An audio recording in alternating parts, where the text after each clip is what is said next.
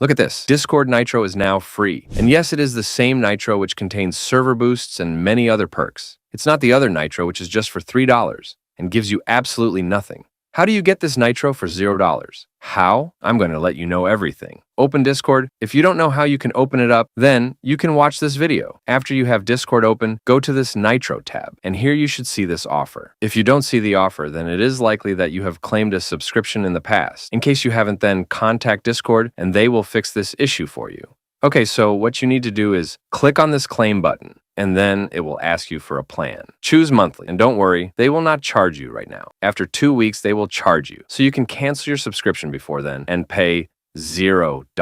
Yes, it is very important to have a credit card to claim Discord Nitro. And that's it. That's how you can get Discord Nitro. I am not going to claim it so that I can keep showing you more offers when they come up. If you don't already know, Discord doesn't give you offers if you have claimed Nitro in the recent